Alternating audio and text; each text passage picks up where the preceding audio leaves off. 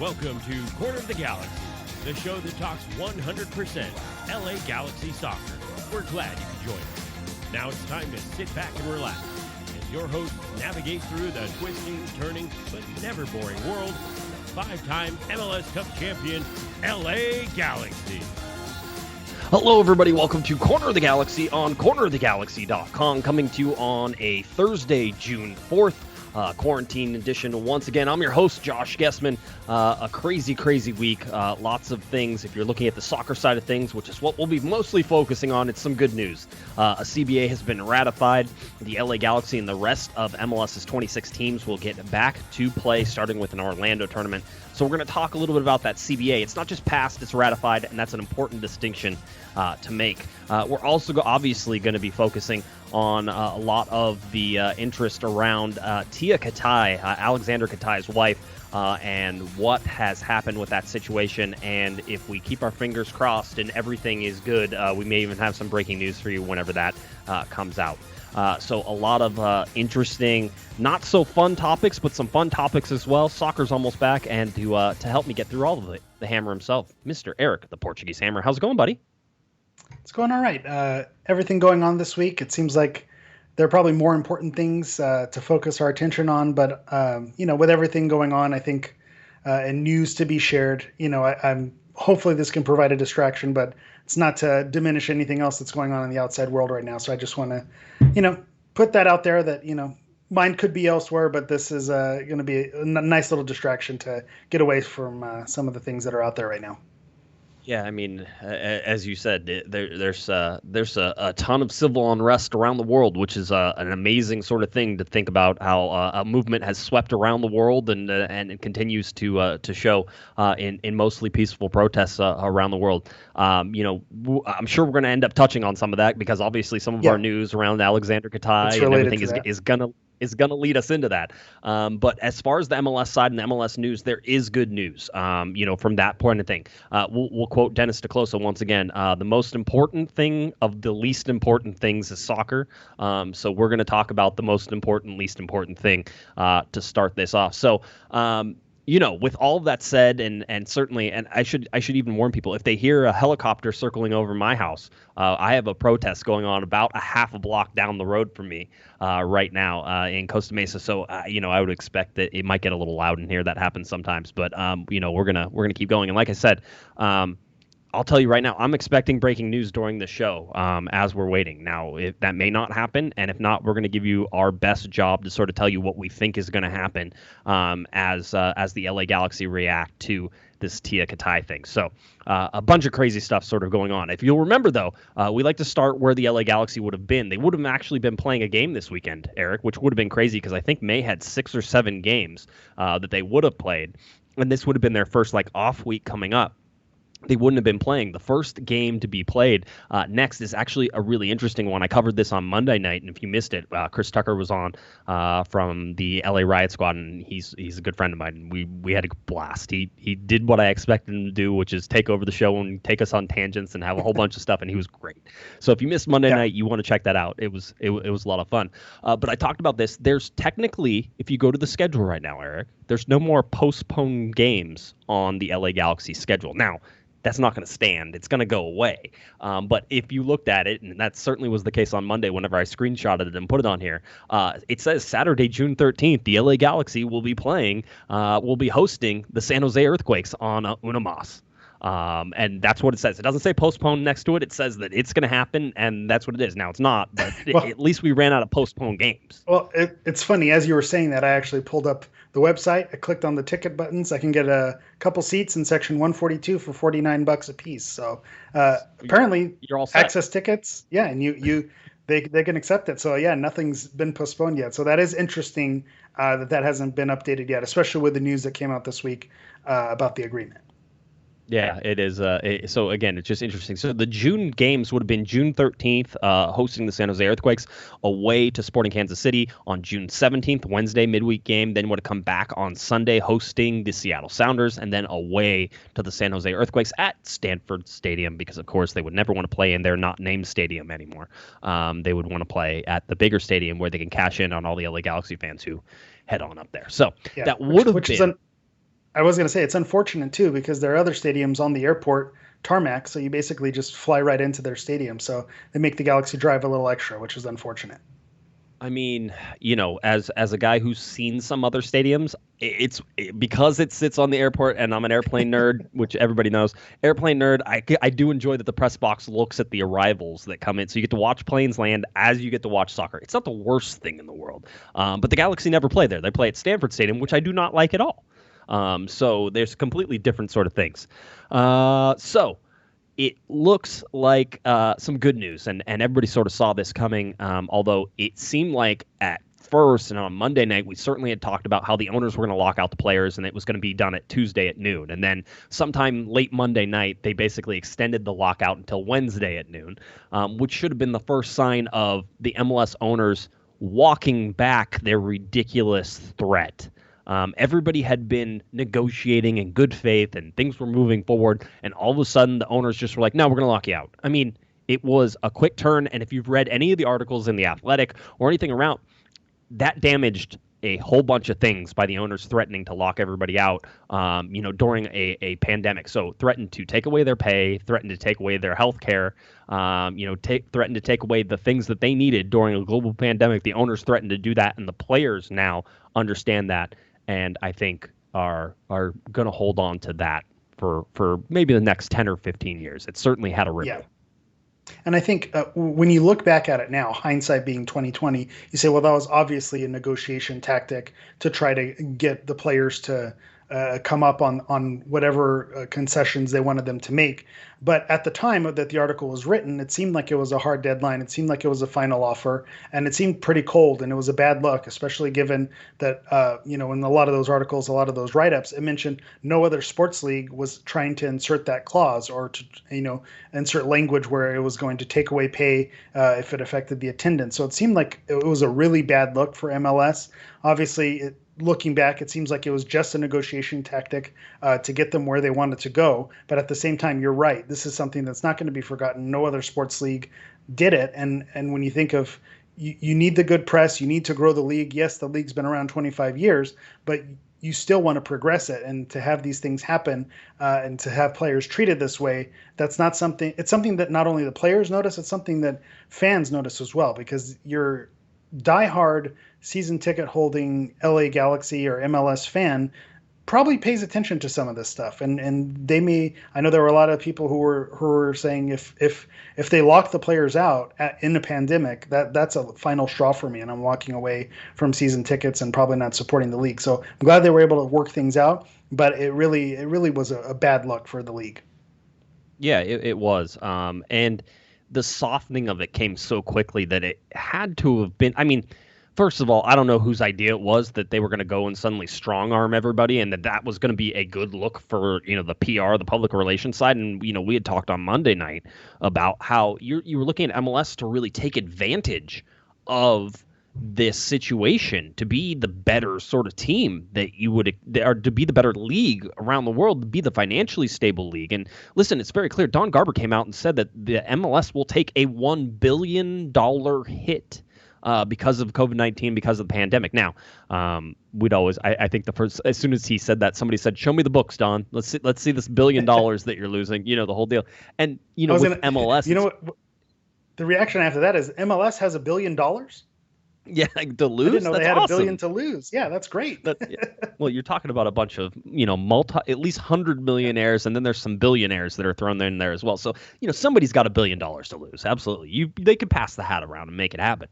But for the most part, MLS seems to be in a fairly a financially stable situation during this, and we talked about how that could be used to their advantage. So we were really just plugging MLS up. We were pushing them up. Woohoo! Yeah, MLS, go get them. And look, everybody's negotiating right. Oh, and Major League Soccer is going to be one of the first teams back, and blah blah blah blah blah. The NWSL came back first, by the way. Just if everybody wants to really pay attention, they agreed on everything first. And then I think the NBA did it a little bit ahead of MLS, but MLS did agree. And it's interesting to see this get walked back and then get passed very quickly. Now, as soon as the threat of the lockout came, Eric, there was no training for the players. They didn't train on Monday. They didn't train on Tuesday. They did not train on Wednesday.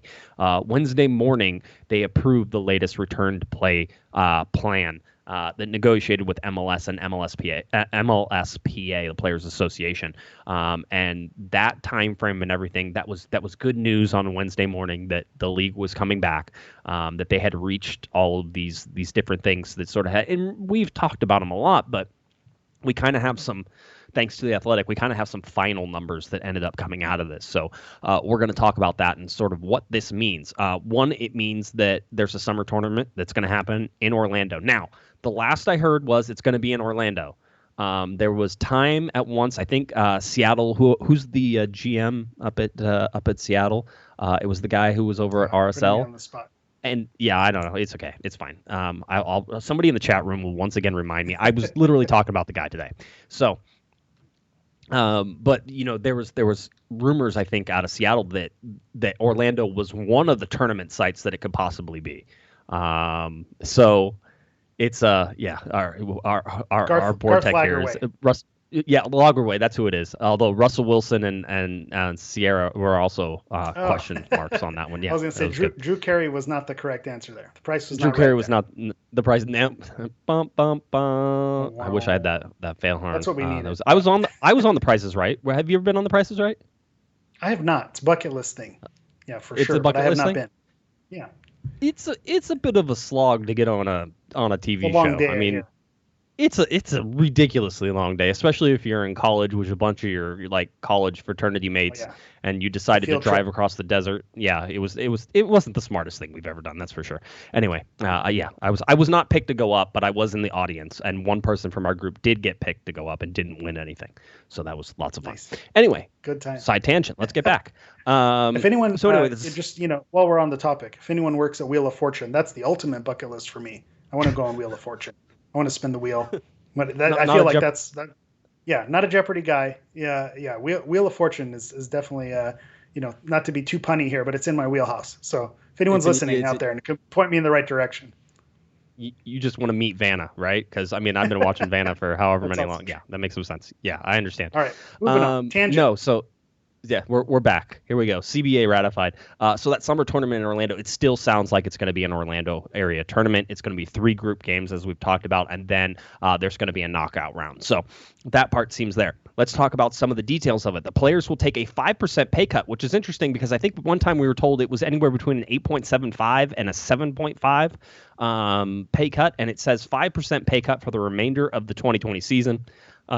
Teams and individual bonuses will come out of a $5 million pool. So they reduce the amount of money that was available for those teams, for those team and individual bonuses. And $1 million of that $5 million is carved out for the Orlando tournament. So are they going to be handing out prizes? Like whenever you scored a goal, congratulations, you get $500, is that how it is? It's kind of like my dad, whenever I was younger, and he was like, hey, I'll give you $5 if you score a goal. Well, we know that, with some of the players who have come through the Galaxy, they've had incentives where if they score a certain number of goals, and I'm sure that's what those bonus incentives would be, but that's over the course of a full season. So I don't know how they work that out, if there's a percentage that's adjusted because of the tournament or amount of games played, or if it's just, the contract says if you score more than 10 goals, you get your bonus. And so that's a short amount of time to try to insert that. The article that I read did say that it was a salary cut of 7.5% that isn't retroactive, and it kicks in after the May 31st payroll period. So I heard it was a little bit more, but it's in the neighborhood. Right. It's right there. And I also thought it was 7.5%. I thought it was interesting the Athletic had it at 5%. Paul Tenorio, Sam Stejskal had been pretty much on top of most of this. And so who knows? It's somewhere in that neighborhood. Like you said, it's close. So that seems like where it's going. The other interesting part about this is all previously agreed to terms of the last CBA have been pushed to 2021. So they're extending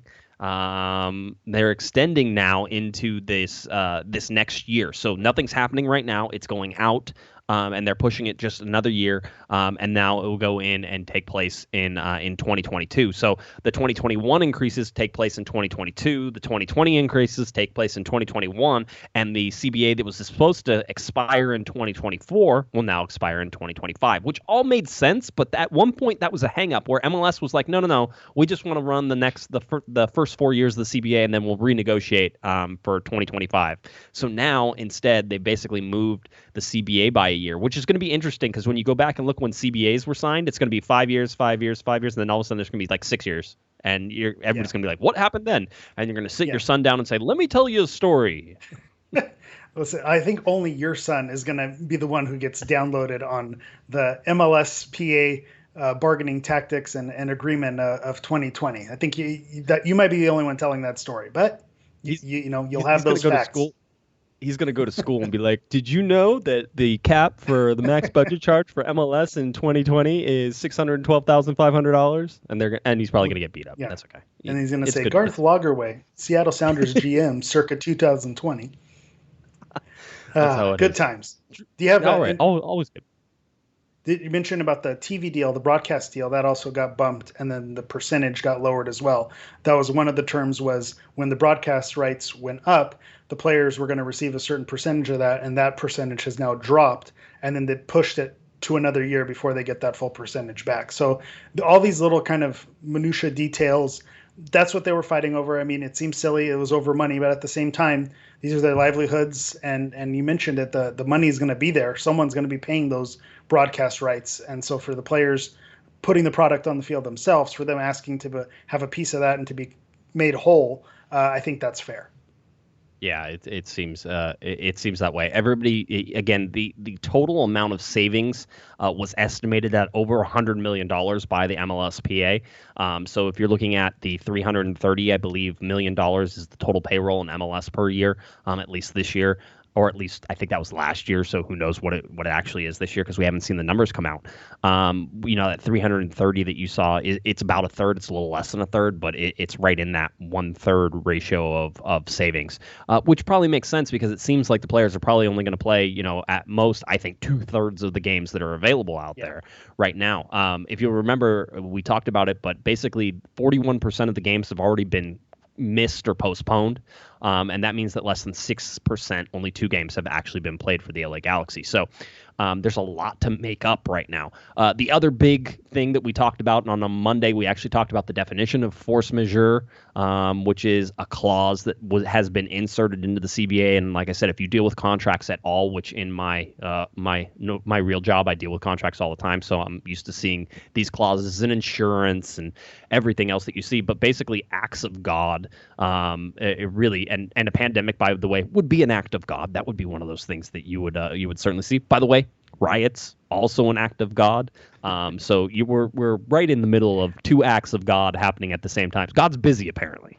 Yeah. And the one thing that always makes me think of it is force majeure and pandemic. Those sound like great band names, So when we talk about AG putting on concerts, like force majeure, 80s metal band will be performing. So I don't know. It always has a great ring to it. Yeah, force majeure.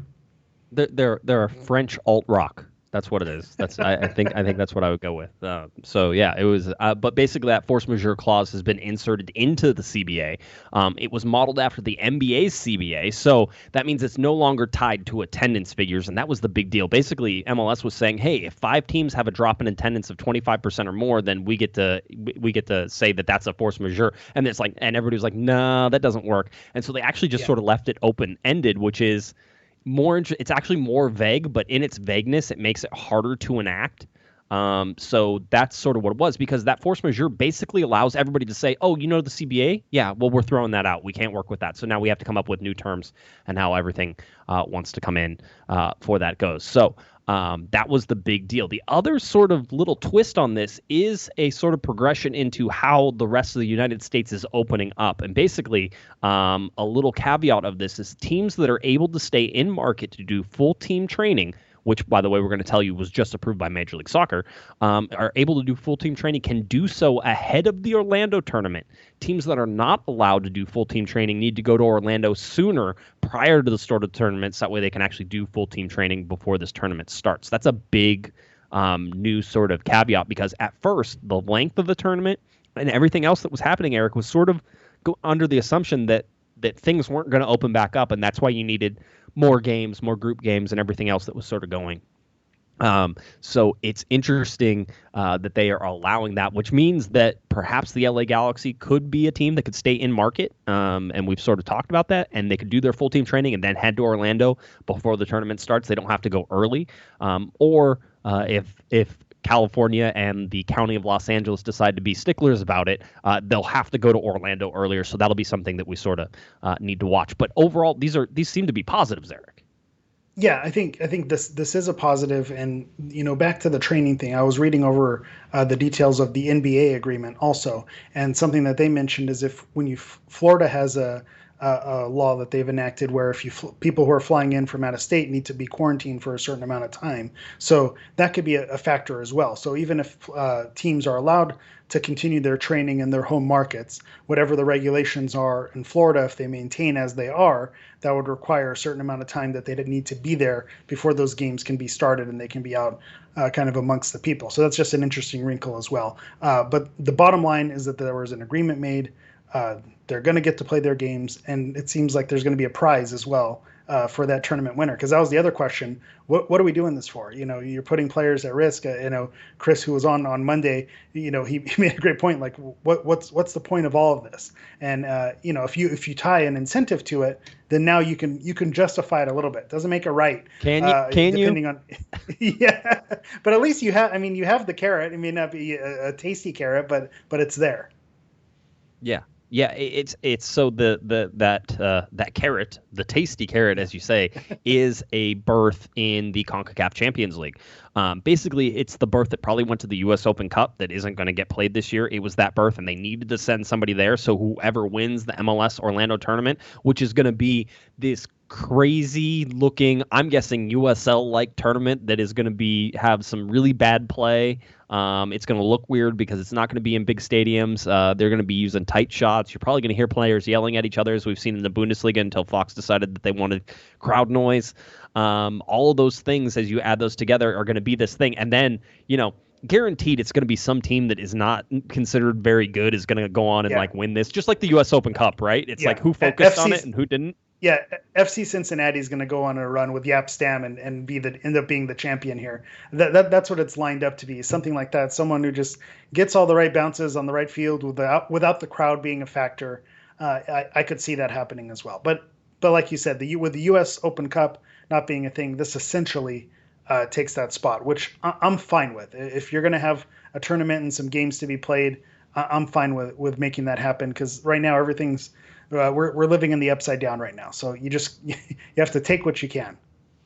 Yeah, it's it is what it is. Now, here's the interesting part, and I think we've sort of talked about it a little bit, but Florida has reported its highest number of COVID-19 cases.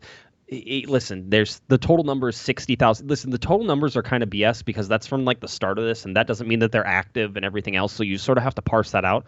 But the additions per day are a pretty good sign of how rapidly things are spreading and growing.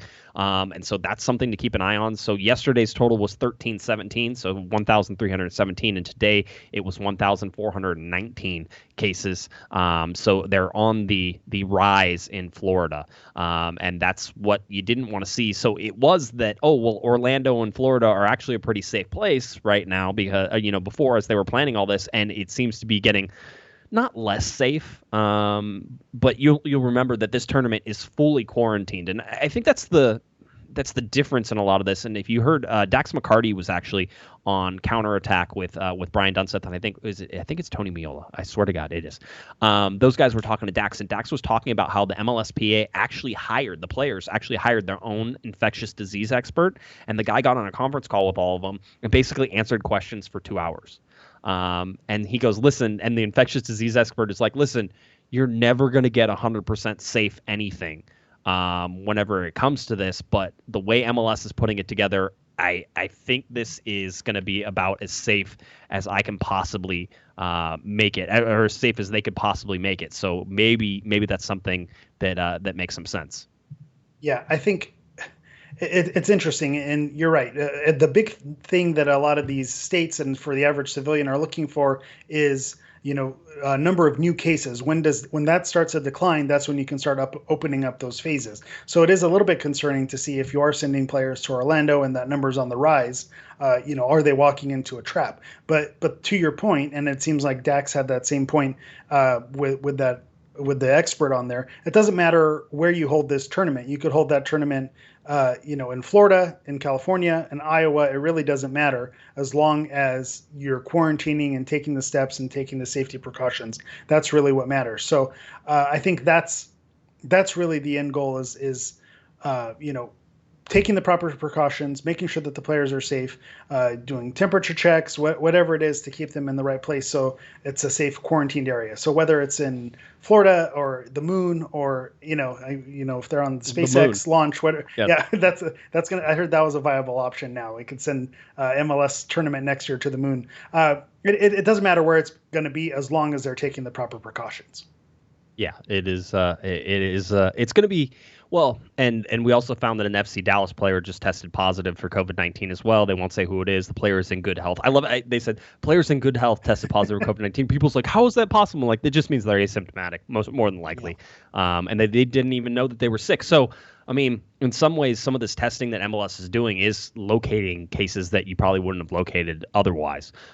So just keep that in mind as you're going around everybody. And masks are fun and important. And now we've got like really cool ones. And I got like a Darth Vader one I think I'm going to wear tomorrow. I'm excited. This is nice. Exciting times. You have to shave as much. You don't have to brush your teeth as much. I mean, masks, wow. I think we should just adopt this for the rest of our lives. I'm for it. I'd also like to take this time that Josh Guesman's views do not represent that of Corner of the Galaxy. Brush your teeth every day. Use mouthwash, floss. That is a recommendation. 4 out of 5 ADA dentists recommend it. So again, I do not condone not brushing your teeth. Not in this house. That's what I've heard. All right. We talked a little bit about the MLS removing the full team training, or removes the moratorium on full team training. This has been lifted. It's lifted after being instituted since March 12th. Teams must still turn in health and safety plans through local channels, all that stuff. Galaxy, to the best of my knowledge, have not. Listen, this is one of those where we say, pay attention to what I'm saying, and then we can all figure out what's going. There might be a lot of that today. Pay attention to what I'm saying, and we'll get you to where you need to go without actually telling you where you need to go. The LA Galaxy have not been approved for small group training, as far as I know. And so as soon as they are, they can start the small group training, which was authorized last week. Now MLS has said full team training has been lifted after being instituted since March 12th. So technically the LA Galaxy will be submitting a plan to go from the small group training that they're probably not doing. All right. The small group training and the whole thing, they're probably not doing that. They go to the full team training whenever that happens. Now, there was a big question about whether or not that would ever even be allowed, Eric, but we heard the governor say that he wanted sports back by June 1st. Basically, he said pro sports can come back by June 1st, which means you'd have to allow people to fully train. So I would imagine they're going to allow for full team training here within the next couple of weeks for the LA Galaxy as well. So the small group training that isn't happening, all right, you can take that over and you can use that into the full team training. And full team training means actual soccer now. We've actually gotten back to soccer. Craziest thing about full team training, though, Eric, not voluntary. Mandatory. Once you have full team training, it is mandatory for players to have their training again. And that's why the MLSPA agreement is important as well, because now they can kind of enact all those things. Just to further your point, as is full training allowed? Do they still need to check all the boxes? I think if you look outside and you see where authority is being flexed, I don't think anyone's going to Dignity Health Sports Park to make sure that the Galaxy are 6 feet apart and not passing the ball to each other. So that may not be the top priority right now as far as making those calls and reporting your complaints. There are so many not important things right now. That's how it goes. This show being probably tops of the not important things, but we're gonna keep going. I was gonna say it is time to get to the LA Galaxy and the Katai. I guess we could call it situation. And so we're gonna take you back over sort of what happened. How it happened, the statements that have been made, and then I'll say this, and I think this has been happening, and I've been proud for the most part of how civil people have been arguing it.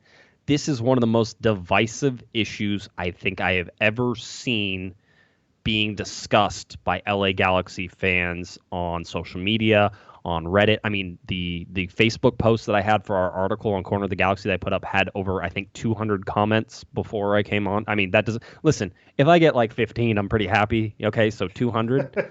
So it's a significant number. It's drawing significant interest.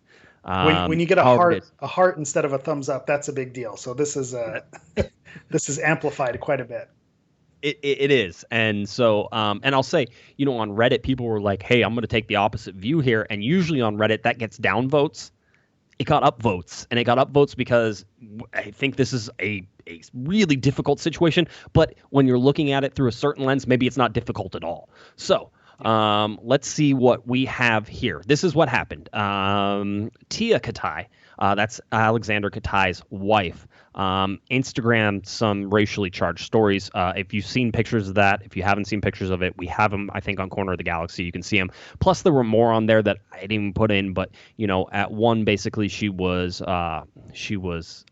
being, how do I say, positive of the fact that an NYPD SUV tried to run over protesters and, in fact, did kind of run over some protesters. Yeah. If you've seen that. And applauding it and encouraging it. Yeah, and again, exactly. This wasn't a direct post. This was in her Instagram story as well. I think that needs to be, that's part of the detail as well. Yeah, it is an Instagram story. You're right. It is on there. There were some other things. Apparently, in one other story, she called, black protesters cattle. So it's very not nice things, and technically one of the things that if you translate it from Serbian is some swear words. Again, we keep it pretty PG here. How it goes. Yeah. Listen, nobody's gonna sit there, I think, and defend any of those things and say, "Oh, those are great." That's not the argument here at all. That's something that I want to mention. That if you want to be upset at those posts, you should be upset at those posts. They were upsetting. They were offensive. They minimized the movement that's happening right now, and she was rightfully called out by the fan base. So I think that's where it goes after this. And like you mentioned, it's divisive, and you can.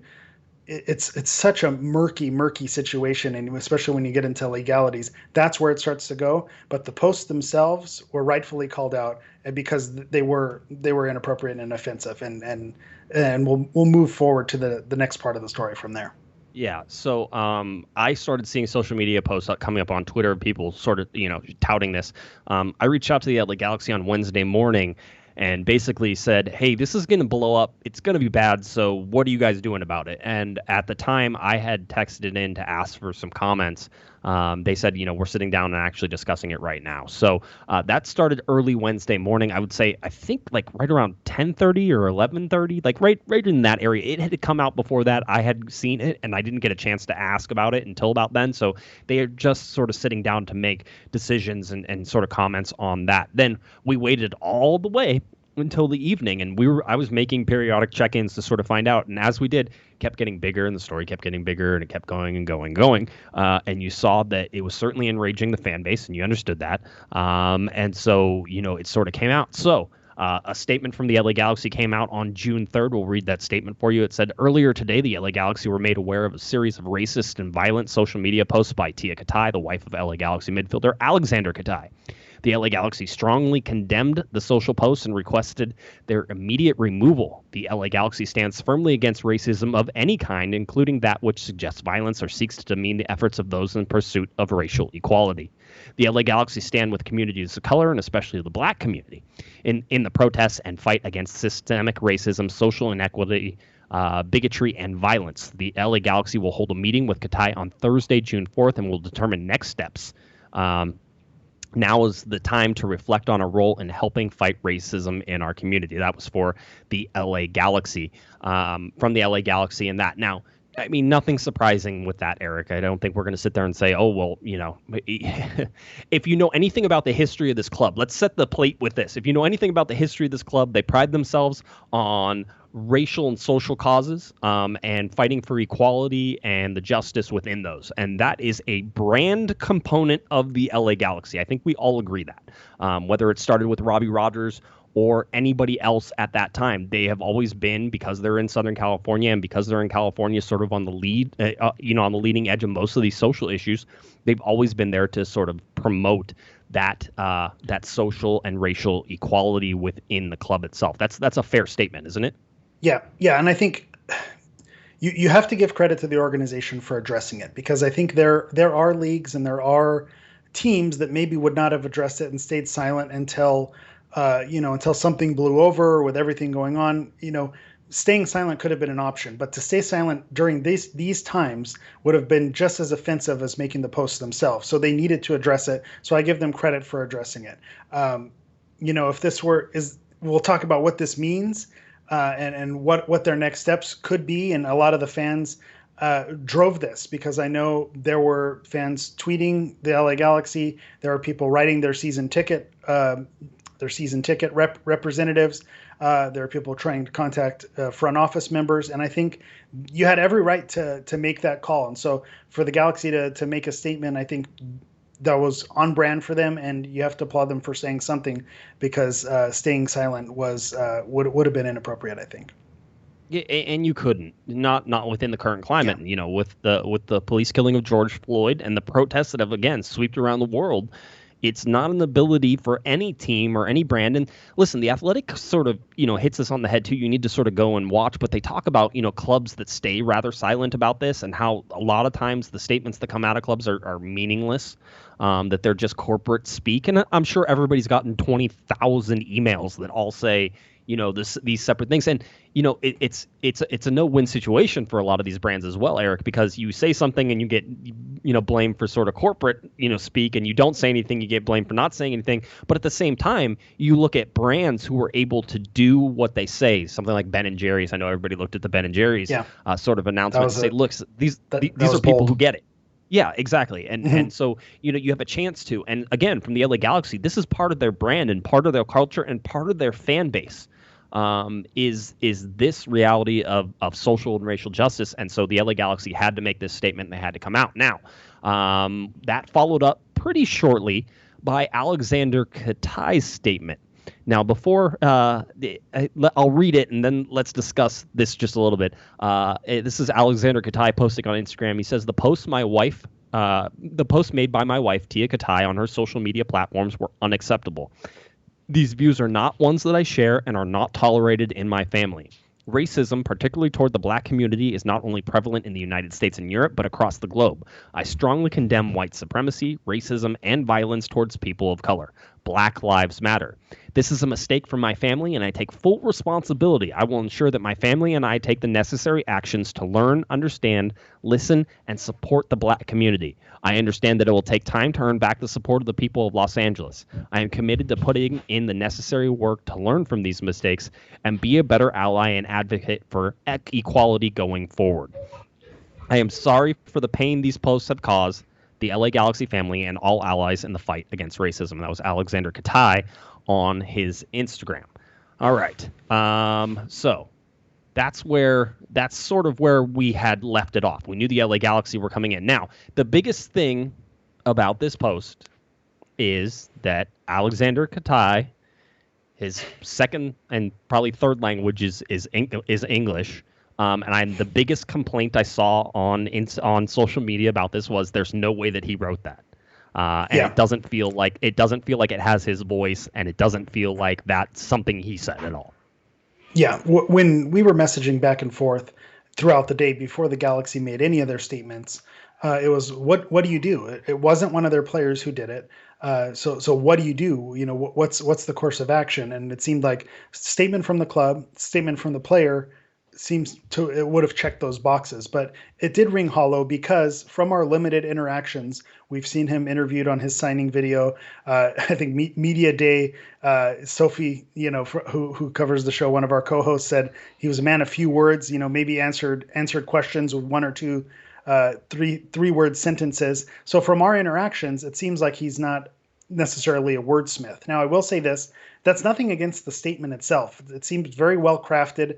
And, I actually have no problem with, Galaxy Communications and Public Relations helping one of their players, assisting a player who may not have great command of the language to help them, craft a statement that's going to address the issues, especially if they're not familiar with it.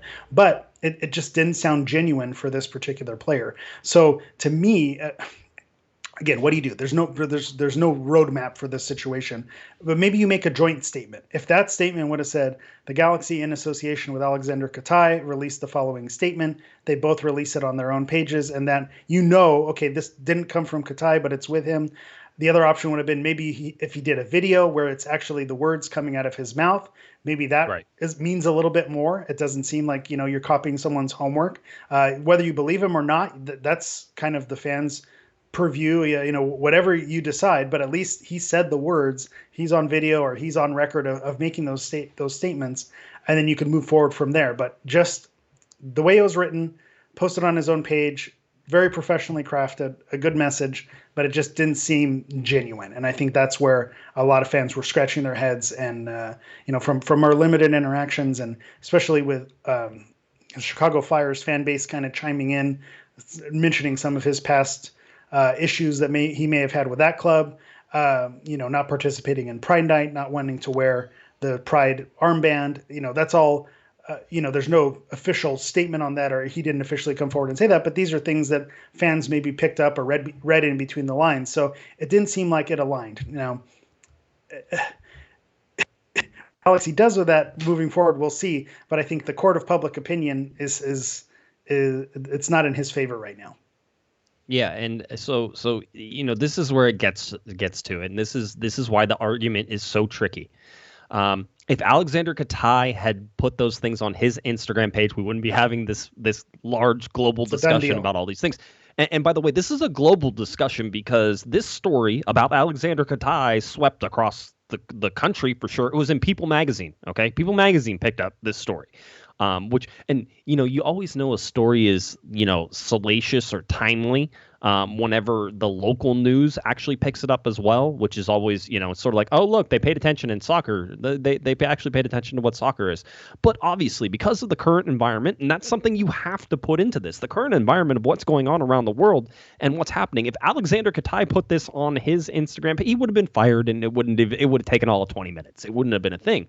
But the big questions sort of remain, Eric, and it's an interesting one, and it's certainly a thought experiment, and it's a tough one to sort of listen. I can tell you right now, I can argue this both ways, and I know a lot of you can. And the people who are keeping it civil and having this discussion are really helping me to sort of answer questions that I have, because I was like, well, what I do, the whole deal. And I had a conversation with somebody at length last night that is maybe not related to the club, but close to the club. Let's put it that way. About this and like, what would you do? Here's the thing, Eric. Should anyone get fired for something their spouse does? And I ask you, could you get fired if your wife posted? By the way, your wife is a lovely person. I don't want to insinuate we could say the same thing about mine. I don't want to get anybody. I'm not trying to get anybody in trouble. I was gonna say she's the one who advised me to discuss this topic because of what she does for her work. Is very this is her wheelhouse. Very much. Things like this happen. Then why are we talking to you? Why are we talking? We should have just had Melissa come in. Yeah, that made a lot more sense. She gave me all the information I needed. But that is something that came up. Is people were afraid of the slippery slope argument. Where do we draw the line? If my grandpa who's on Facebook, and again, I'm not saying mine. Your yes. My grandfather, thankfully he didn't live through the Facebook era.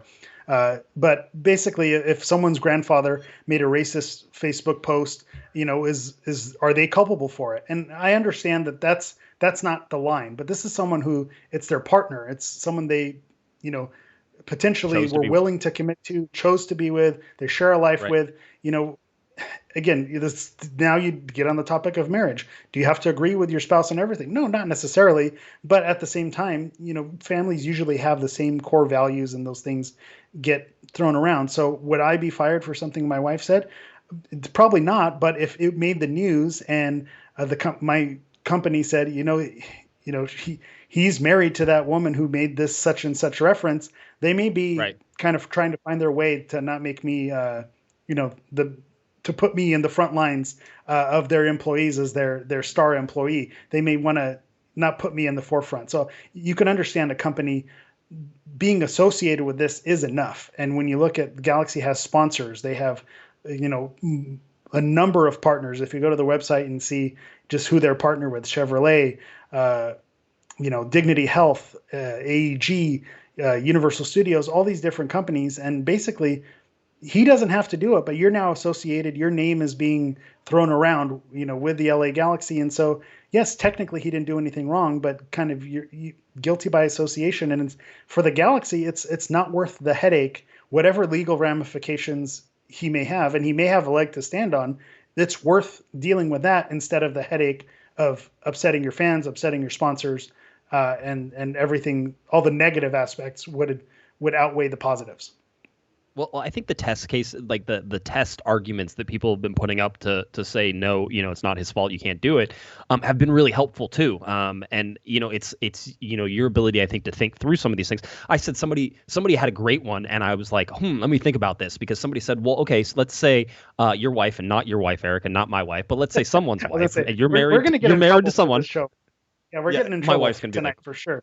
What did you say did about you say? me? Nothing. I didn't. So let's say I'm married to a woman who commits some heinous murders. All right. Now, that's not something that you want to necessarily discuss.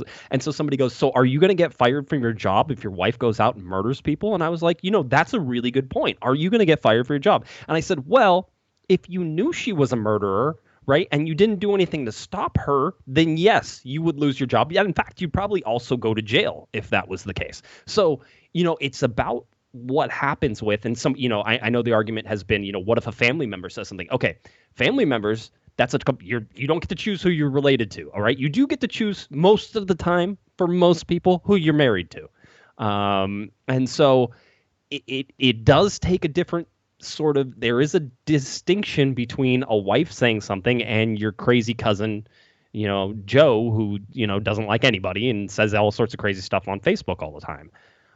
We've all got those. Yeah, I was going to say your point though about the LA Galaxy, and this is an important thing, is as we started this with, we said that the brand of the LA Galaxy is social and racial justice. I mean, it's really part of their fabric. It's part of the fan base. You talk about the sponsors, you talk about all these things. It's difficult for them to even be perceived as being soft on this particular thing. And in the current climate, that's magnified to 1,000,000 times. So when you're trying to look at this and you're trying to figure out what the issue is and how it's coming down, it is absolutely a business perspective, which, I'm sure people would say, that should have nothing to do with it. It absolutely has something to do with it. This is a corporation. This is about money. All right. They're not looking for any of that.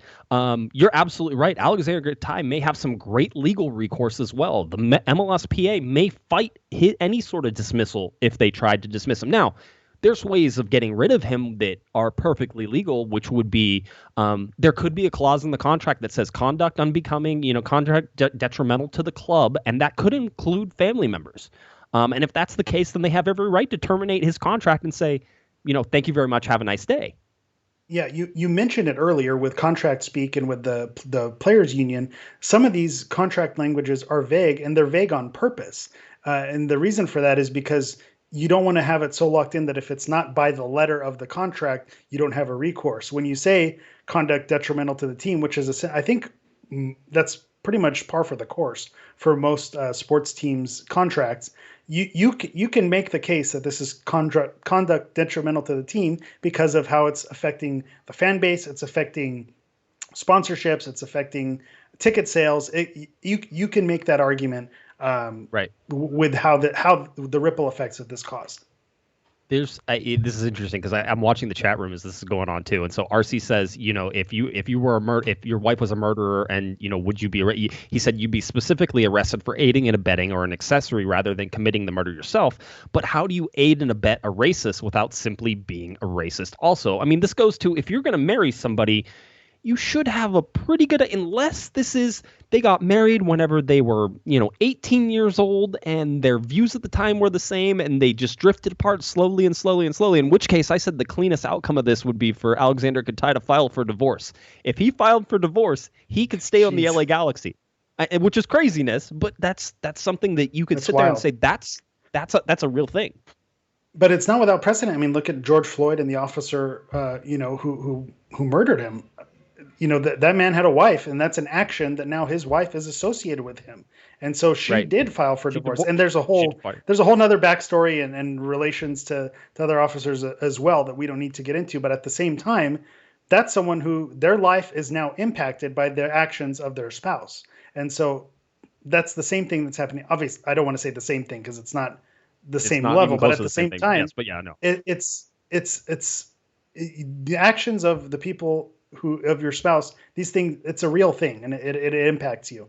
And so yeah, I it depends on which way you want to go. If you're a Galaxy fan and you take that statement and you take it at face value and you say, you know what, I'm taking it at face value. I want to let the healing begin. Start moving forward. Let's make progress. Let's put this behind us. He apologized. Posts were deleted. Let's move forward. If you don't believe the statement was genuine and that they were just a reflection that his wife has those same views, you have the right to think that as well. Because, like you said, aiding and abetting a racist would essentially make you a racist as well. So, if you're contacting sponsors, AEG, Herbalife Nutrition, Dignity Health, American Express, all those companies that are attached to the Galaxy, and you want to say, Kona Brewing. I don't agree with this. Yeah, Kona Brewing. Yes. Yeah, we'll talk about that too.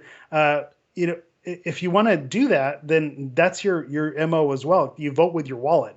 And I think the Galaxy saw that, with their season ticket members when times were tough, season ticket members dwindled and they have to do something to try to get people's attention and get them back. So this is something where you could lose fans and you could, diminish your fan base. And that's not something that are you willing to say, being tangentially related to Tea Katai, that what Aleksandar Katai brings to you on the field is worth the headache that these posts bring? I don't think so. And so that's another part of the conversation. And I'll say this, if this were Zlatan, if this were Jonathan Dos Santos, would it be the same conversation?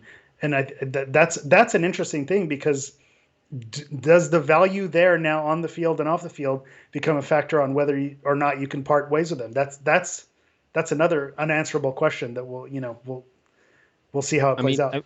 I mean, it's not something we can discuss in detail here, but if you're aware of Jonathan Dos Santos and his social media escapades, you could argue that some of the stuff that he has done has been detrimental to the club, although it's in a completely different way. And I understand that. Yeah. It's really hard to compare the two, but I mean... And there were some people calling for that as well, though. I did see people go the other direction and say that it was inappropriate from the Jonathan Dos Santos, good times that he had. But to compare the two, like I said, comparing a murder to what it's degrees. There are degrees to this, and I don't know that that's misrepresenting a brand to the extent that it's worth parting ways or punishing them. Jonathan Dos Santos' case. Yeah, I love this chat room, by the way. They're on fire. John Tierney wanted to point out, he goes, well, she apparently did not move to L.A., right? And that is, from what I understand, at least whenever she was making these posts, she was in Chicago, and she has been in Chicago.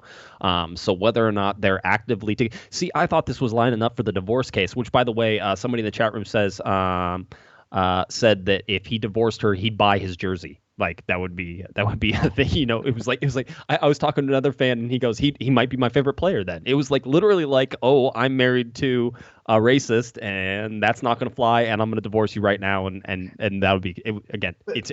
That's the argument. That's the argument too. He just found this out last night. Yesterday is when he made the discovery that she may have these feelings. That's where your argument loses a lot of steam, is where you say, well, he didn't know, he didn't do it. Okay, so this was just sprung on him yesterday, and he had no clue. I don't know. That's hard to believe. Again, surprise, legally, I'm a racist. I know. In court, would I win that case? No, but come on, let's use a little bit of logic as well. Delmy also in the chat room. Shout out to Delmy. She says, "Hi guys, I'm going to chime in real quick. The fact that she's also a public figure, which is true. She uses Instagram as a business. She's an influencer, I believe. Yeah, that's what I heard from you. That's what I'm surprised we haven't gotten to the fitness shakes yet. Eric got an email saying, we love what you do. Would you like to do these fitness shakes? And it was a pyramid scheme. It was great. So good stuff. Yeah, that's Eric looks. Don't genuinely follow the page. I was going to say, I told you, and I'll say this in front of everybody. It's because you look like a fitness shake. That's why. It's a little squishy. Like perfect. I'm a good mascot. So back to when Delmy, you put sorry. something. Yeah. Dummy says, when you put something out there, you must know it will spread like wildfire. Also, she isn't new to this business. She knows that what she says will reflect on him. She says, okay, I'll stop. Otherwise, I'll go on another rant, which I'm sure we would all enjoy, by the way. So, I mean, keep it up. Chat room, again, is doing is doing a great job, and you guys seem to be so far keeping it fairly, PG. I've seen a couple of those swear words in there though, so that's okay. I understand. It's a topic. So yeah, go ahead. I will say at the top of the show we mentioned, with everything going on, is it worth doing this? But this is exactly why, because these discussions are very important right now, and we should be having these discussions, and I think that's why we're deciding to give this. Yes, we have news. Yes, it's Galaxy updates, but these are discussions that are happening around the country and around the world right now, and it's important to shine a light on them. That when things like this happen, you have to, whether it's a person who did it or a person who's married to someone who did it, you have to recognize it as wrong and then take a stance and take action against it. I think we're in a point in our country, and we're just at a point in the world where you need to go in one direction or the other. Yeah, and it's important to point out. I mean, Jelle Van Damme had some issues with some of the stuff, and he was embraced by the fans. It's so and there's some accusations were made to Zlatan as well, with the players that he fouled and the players that he had his those allegations were thrown around as well. So again, that's why I threw that out there. If it's a different player, what does that mean? Oh yeah. 100%. No, I'm telling you right now, if Zlatan did this, and it was Zlatan's wife, people would find excuses for it and do it. Which again, it begs I would imagine there would be some. It's difficult to even say that. That's probably not even the right thing to say, that there would be people finding, if it happened in the current climate and the way it was, I wouldn't expect. I kind of almost, it doesn't matter who it is. I don't. It shouldn't. Yeah, it shouldn't matter. It does. All of this stuff shouldn't matter in terms of it's either about the message or it's not, but you have to, what the LA Galaxy are going to do is going to take all of these things into effect. And I think it comes down to, sort of the simplest solution is the answer. And that's going to be that they're going to cut ties with him. Cut ties. Somebody made that joke earlier, wow. And I cracked up, and then I just said it, and it reminded me of the joke. So they're going to cut ties with him. Yes, that was. I'm sorry. I apologize. That's not. There's almost no way outside of a legal challenge that I see the LA Galaxy folding on this. And it is now almost 8 p.m. on Thursday. I will tell you right now, the LA Galaxy are trying to get a statement out. I don't think that statement's going to come out tonight. I'm sure there are legal things that they have to work through. I'm sure there's a whole bunch of stuff that they have to work through. But for my money, if I'm betting, the LA Galaxy find a way to release, to pay off, to buy out. The LA Galaxy have the option. I mean, this is the legal side of things and the contract side of things we haven't talked about. We talked a little bit about, the detrimental sort of effect on the club, and if that could be a comment, and if it could you tie it to Aleksandar Katai, even though it was Tea Katai who did it? That's part of it. But the other part about that is MLS roster rules are a thing that you actually have to pay attention to. Other part about that is, the buyout situation. So if the LA Galaxy wanted to buy out Katai, they could probably do that because you're allowed to buy out one player per year. But the season has already started. Would they get cap relief? We don't even know how much Katai is making. He made $1.3 million. Yeah, so, I mean, it could be a ton of money. Would they get cap relief? But does it matter? Right now, are they signing tons of players? Are they going to get someone new with the current situation on? Probably not. So it really doesn't matter if they have cap relief or not. I think another, and sorry to cut you off, get fired up about these things. The other wrinkle is, the other option is, if let's say legal actions tie their hands and they can't really cut ties with him, maybe front office gets involved and says, he's not playing another game. He's not suiting up and being put on the field. So technically he's on your roster, but he just doesn't see the field, doesn't see any action moving forward. And then you wait till the next full season to see if you could move him somewhere else or release the contract at a later date as well. Yeah, I mean, if you're the LA Galaxy, I would imagine that you'd want to go after a termination for cause, which would allow you to get your money back, basically, and not have to pay out the contract. But it's also AEG, Eric, and they have a lot of money, even though they're not making any. They still have a lot of money. Is a 2-year contract, which I would imagine that he signed a multi-year contract, even though the releases never said it. A 1-year contract is actually pretty still rare in Major League Soccer. The bottom line is that if you talk to guys like Dennis Teclosa, whenever he was talking about some of these guys, the guys who he would always mention were like, Christian Pavone and Alex Katai. Every time I talked to Dennis, he talked about Alex Katai. And the LA Galaxy had a front three of, Pavone and Chicharito and Katai. And that's not horrible, despite the fact that Katai couldn't make it past 60 minutes in either of the two games that he played. It still had time to develop and do that. In my mind, the LA Galaxy are moving on from this. They're not touching this. They're going to go away, and Aleksandar Katai is not going to be part of this team anymore. He's not going to be, however they end up doing that, whether MLS just pays the money and nobody really cares, because remember, all contracts are with MLS. I mean, there's no way that he's going to continue. And actually, even today, fans were voicing their opinions. They were, like you said, they were sending, different letters to the front office. They were talking to Chris Klein, Dennis DeClosa. I mean, there was a concerted effort to make their voices heard, and as they should. There was even a protest, small in scale, but large in heart. There was even a protest in front of Dignity Health Sports Park today as well.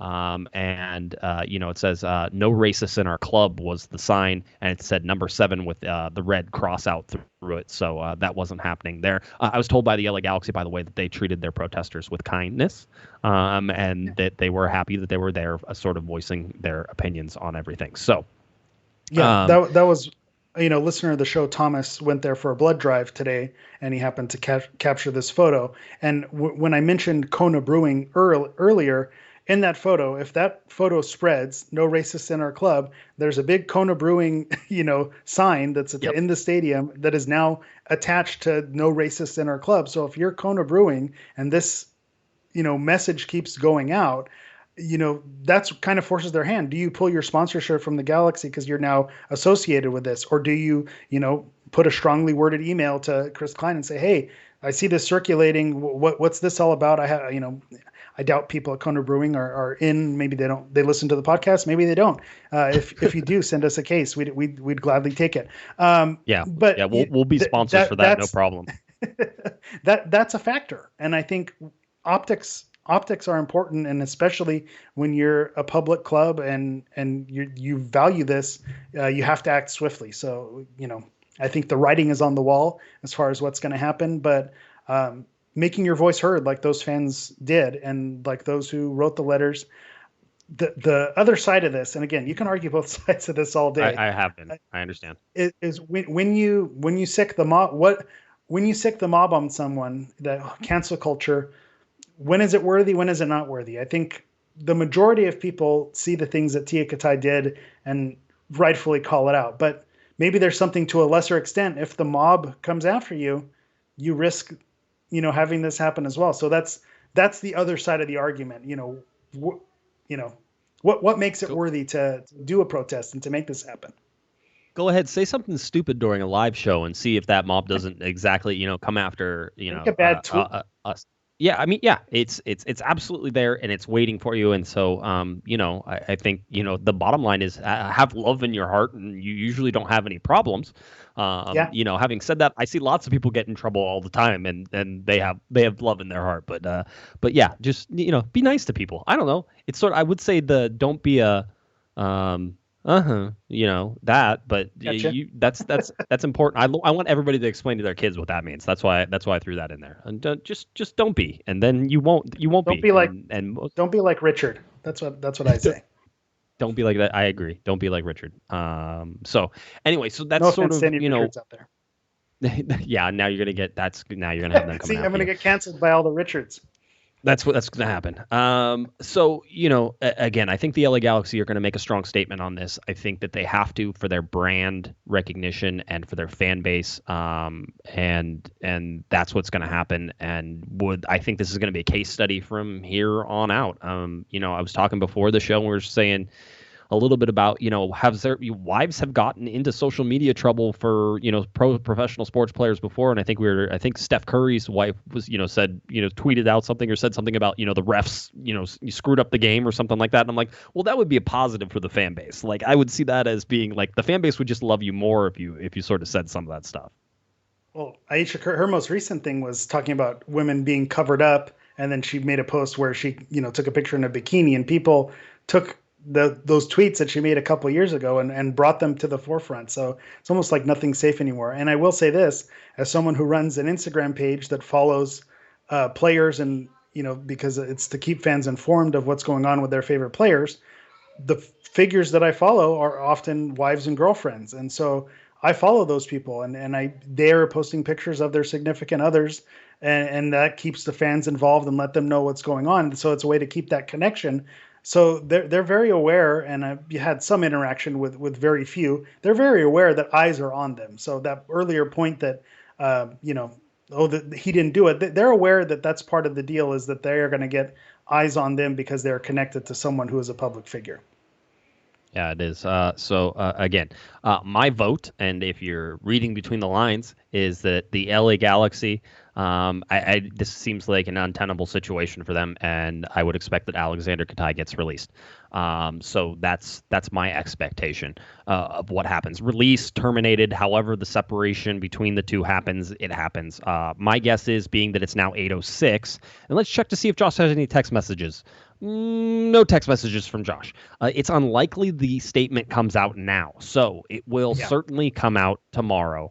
The meeting happened. Everybody knows it happened. It happened sometime during the day. I asked if this was a morning meeting or an afternoon meeting, and I was told that's a great question. I'm full of great questions sometimes.